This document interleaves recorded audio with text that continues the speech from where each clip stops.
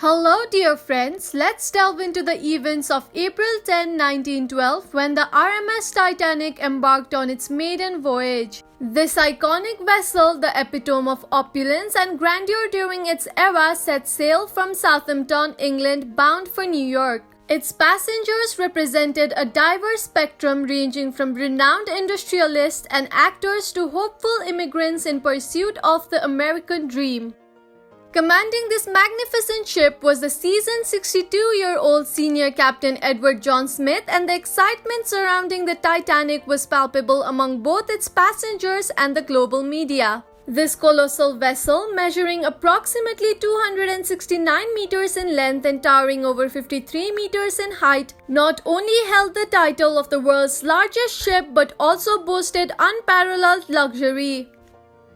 Back then, constructing this marvel cost a staggering $7.5 million, which when adjusted for inflation equates to a jaw-dropping $400 million today. The ship's interior was adorned with stained glass mirrors, intricate wood paneling, two majestic staircases, a heated swimming pool, a Turkish bath, an electric bath, a gym, a squash court, 4 restaurants, 2 barber shops, and even a library. The White Star Line, the company behind this engineering marvel, exuded such confidence that its vice president publicly proclaimed the ship's invincibility. However, destiny had other plans. Just 2 days into its maiden voyage on April 12, 1912, the Titanic received its first warnings about the presence of ice in the Atlantic Ocean, the treacherous expanse it was traversing to reach America.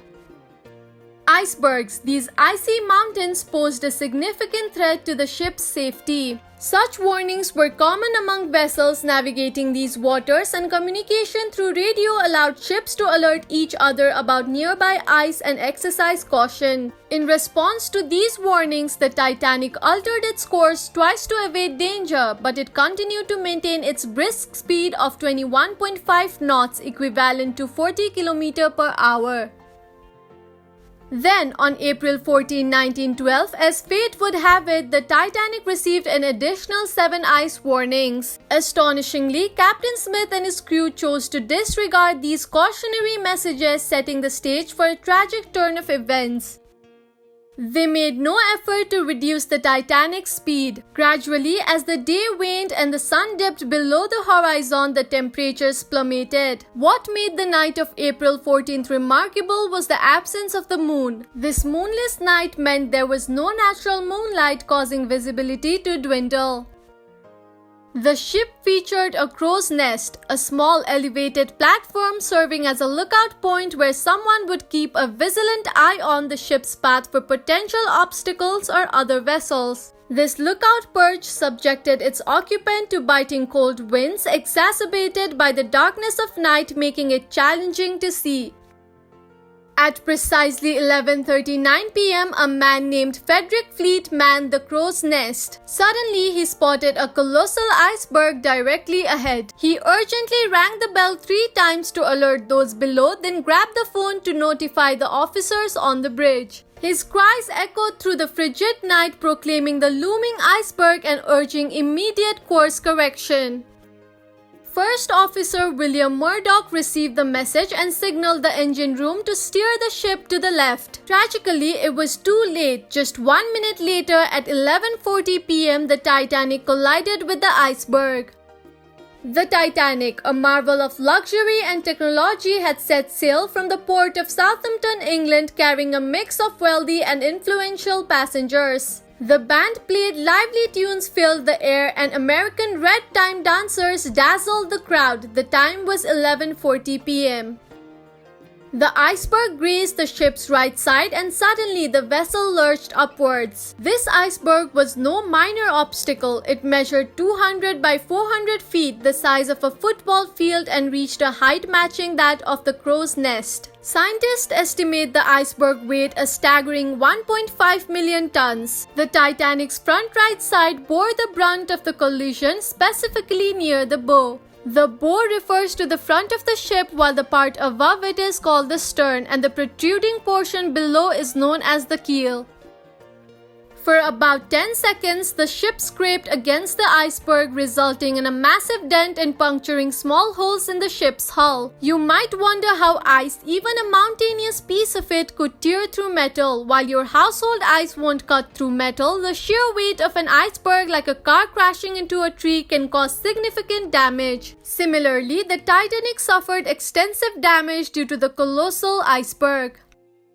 Moments after the collision, Captain Smith and architect Thomas Andrews rushed to the scenes to assess the extent of the damage. What they witnessed left them in shock. They had believed the ship to be unsinkable primarily due to two key safety features. First, the Titanic boasted a double-bottomed hull and two layers of protection.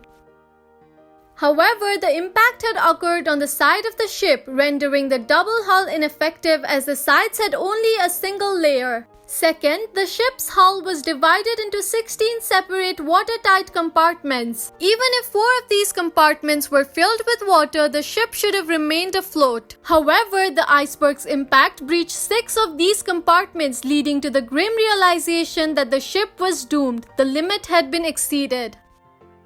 The flooding of 6 compartments sealed the Titanic's fate, a ship once deemed unsinkable. 20 minutes after the collision, at 12 a.m., Captain Smith issued a distress call over the radio. Perhaps nearby ships would pick up the signal and come to their rescue. In this pivotal moment, senior radio operator Jack Phillips emerged as a hero. He diligently transmitted distress signals one after the other, but there was no response. He persisted, sending more signals, hoping for a reply from a passing vessel.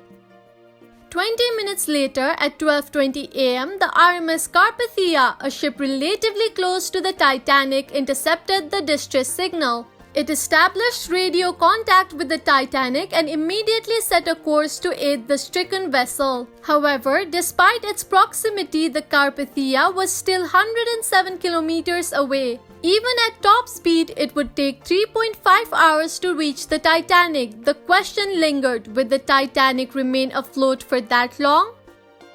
Meanwhile, the rest of the Titanic's crew launched flares and rockets into the night sky, hoping to catch the attention of any passing ships. Unfortunately, aside from the Carpathia, no other vessels responded. In parallel, Captain Smith ordered the evacuation of passengers using the ship's lifeboat. Per protocol, women and children were given priority boarding. Strangely, most passengers were not alarmed, believing in the Titanic's supposed unsinkable status, a claim repeatedly emphasized in advertisements. While the ship had struck an iceberg, they thought it impossible for it to sink. This mindset led to a peculiar scene when the first lifeboat was lowered. Though designed for 65 occupants, only 28 individuals boarded, leaving half the lifeboat vacant. As time passed, compartments filled with water one by one, causing the Titanic to tilt. Gradually, passengers grasped the reality of the ship's vulnerability. Panic ensued and chaos reigned. By 1 a.m., the bow of the ship had submerged due to the inundation of compartments in the front, causing the rear of the Titanic to rise above the waterline. The ship's propellers at the back became visible. With the ship listing at a steep angle, pandemonium intensified as passengers fought for seats in the lifeboats. The problem was evident. There were not enough lifeboats for 2,200 souls on board. Only 20 lifeboats were available, accommodating approximately 1,200 people. By 2:05 a.m., the last lifeboat was lowered, leaving 1,500 individuals still on board. Amidst the chaos, some attempted to secure a spot in the lifeboats through force, while others resigned themselves to their fate and remained on the doomed vessel. The culmination was a heart-wrenching scene. People cried, prayed, and struggled for a place in the dwindling number of lifeboats. At around 2:20 a.m., the ship split into two halves and gradually sank. The unsinkable ship had succumbed in under 3 hours. Of the 1,500 people left on board, many either drowned with the ship or succumbed to hypothermia. The frigid water, with temperatures at -2 degrees Celsius, proved lethal within minutes. It is said that Captain Edward Smith stayed at the helm until the end, ultimately going down with the ship. Some even speculate that he took his own life. The RMS Carpathia, en route to rescue the Titanic's passengers, arrived around 3:30 to 4 a.m., 1 hour late to the tragedy. Following the Titanic disaster, investigations and controversies emerged. One astonishing revelation was the presence of another ship, the SS Californian, just 37 kilometers away that fateful night, capable of reaching the Titanic in time to save its passengers. Ironically, an hour before the Titanic's collision with the iceberg, the Californian had issued the last iceberg warning. However, at 11:15 p.m., its radio operator turned off the radio as the ship had stopped for the night, heeding the perilous surroundings. The Titanic passengers could even see the Californian on the horizon, and some officers reassured passengers that help was on the way, dissuading worry. Yet, despite the Titanic's distress rockets and flares, the Californian remained stationary. Reportedly, after midnight, the Californian crew observed the rockets fired from the Titanic and informed their captain, Stanley Lord. However, Captain Lord dismissed the signals, believing them to be the revelry of Titanic's affluent passengers. Had Captain Lord acted differently that night, taking the signal seriously, many lives aboard the Titanic could have been spared. The following morning, when they reactivated their radio, they received distress calls from the Titanic. Rushing to the scene, they found a grim tableau of lifeless bodies floating in the water. Both inquiries into the disaster pointed fingers at Captain Lord of the Californian, but it would be unjust to pin such a colossal tragedy on a single individual. Numerous factors contributed to the catastrophe.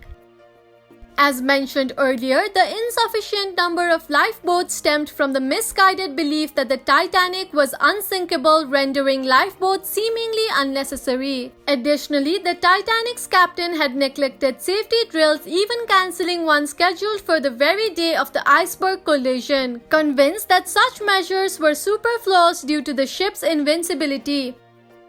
Another critical error occurred at the helm. When the iceberg alarm sounded, the deck officer instructed a leftward turn to evade the obstacle. However, in a panicked state, steersman Robert Hitchens misunderstood the command and turned the ship to the right directly towards the iceberg. By the time he realized his mistake, it was too late to avert disaster. The British inquiry also uncovered that the Titanic had received numerous iceberg warnings advising caution, yet the ship continued to sail at full speed. Several theories abound. One prominent theory implicates Joseph Bruce Ismay, the chairman and managing director of the White Star Line, the company behind the Titanic. It is believed he pressured Captain Smith to maintain the ship's speed, driven by the desire to break records. Ismay sought to demonstrate that the Titanic was not just the largest and most opulent ship but also the fastest.